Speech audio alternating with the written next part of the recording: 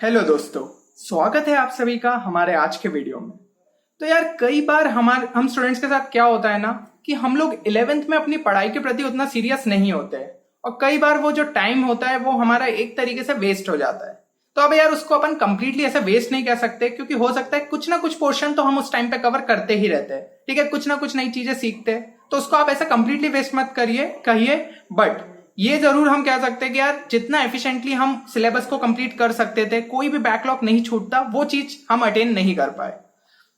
तो अब क्या सिचुएशन हो जाती है कि अब हमें उस सिलेबस को भी अपने 12th के पोर्शन के साथ कंप्लीट करना होगा, क्योंकि आप जानते हैं जेई में अगर हम बात करें तो 11th में लगभग अपना 45% के आसपास सिलेबस होगा और 12th क्लास का लगभग 55% के सिलेबस के आसपास होगा।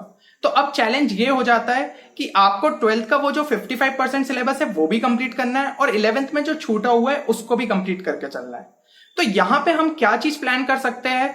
देखिए, आपका जो 55% 12th का सिलेबस है ना, उसमें तो यार अब कम से कम आप लोगों को सीरियस होना पड़ेगा और जितना मैक्सिमम हो सके उतना सिलेबस आपको कंप्लीट करना होगा।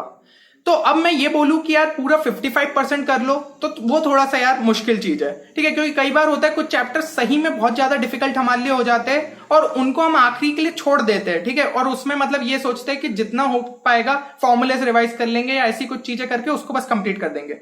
तो एटलीस्ट इतना ट्राई करिए कि 50%, वो जो 55% सिलेबस है ना, उसमें से लगभग 50% सिलेबस आपका पूरा हो जाए, ठीक है। तो मतलब आपने अपना टोटल ओवरऑल का 50% जो है सिलेबस 12th के दम पे कंप्लीट कर लिया।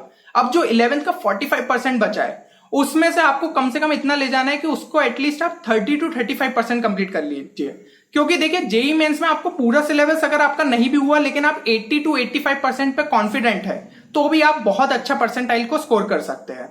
अब यहां पे जरूरी क्या हो जाता है कि भाई चैलेंज ये है हमारे लिए कि जो 12th का है वो चलो ठीक है अभी सीरियस होके कंप्लीट कर लेंगे, लेकिन 11th को किस तरीके से एडजस्ट करें, तो ये चीज हम आगे डिस्कस करेंगे। तो सबसे पहले तो यार आपका जो 11th का पोर्शन है ना, उसको आपको दो पार्ट में डिवाइड करना होगा। एक तो आपके जो स्ट्रॉन्ग चैप्टर्स है वो, और दूसरे जो आपके वीक चैप्टर्स है। तो ये एक्टिविटी जो है ये आपको तीनों सब्जेक्ट के लिए करना है, ठीक है, फिजिक्स के लिए अलग से करिए, केमिस्ट्री के अलग से करिए और मैथ्स के लिए अलग से करिए। जब आपने इनको इस तरीके से सॉर्ट कर दिया, अब आपको ये देखना है कि जो आपके स्ट्रॉन्ग चैप्टर्स है ना उसके अंदर आप कोई भी ऐसे मतलब वन शॉट वीडियोस देख लीजिए आइदर, या फिर आप बुक उठा के फटाफट उसे रिवाइज कर लीजिए, और या फिर अपने शॉर्ट नोट्स की मदद से उसे रिवाइज कर लीजिए। देन उनके क्वेश्चंस को सॉल्व करिए। अगर उनके क्वेश्चंस आपसे लगभग 80% से 90% तक बन जा रहे हैं, इसका मतलब वो पोर्शन आपका सही में स्ट्रॉन्ग है और उसमें आप बस इस तरीके से जो है उसको रिवाइज कर सकते हैं। अब जो बचे हुए आपके वीक चैप्टर्स है उनको आपको क्या करना है, तो वीक चैप्टर्स के लिए आप सबसे पहले तो एनसीईआरटी उठा के देखिए, क्योंकि एनसीईआरटी एक ऐसी बेसिक बुक है और अपना जो मोस्ट ऑफ द सिलेबस रहता है वो एनसीईआरटी पे ही डिपेंडेंट रहता है, ठीक है। तो अगर एनसीईआरटी से अपने कॉन्सेप्ट स्ट्रांग हो गए तो अपन क्वेश्चंस को भी फिर सॉल्व कर पाएंगे। अब एनसीईआरटी, जब आपने एनसीईआरटी से थ्योरी कंप्लीट कर ली, थोड़े क्वेश्चन सॉल्व कर लिए, देन आप थोड़ा एक कोई रेफरेंस बुक उठा के देखिए, ठीक है, उसके क्वेश्चंस को आप सॉल्व करने की कोशिश करिए।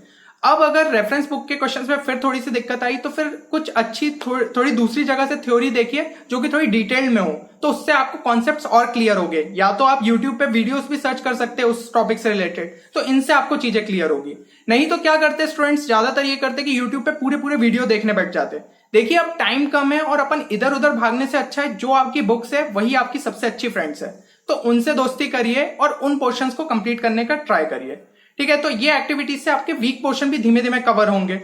अब जब आपको थ्योरी पे कॉन्फिडेंस आ जाएगा फिर क्वेश्चंस प्रैक्टिस करिए, जिन क्वेश्चंस में डाउट हो रहा है फिर एक बार थ्योरी थोड़ी देखिए और इस तरीके से उनको आपको कंप्लीट करना है।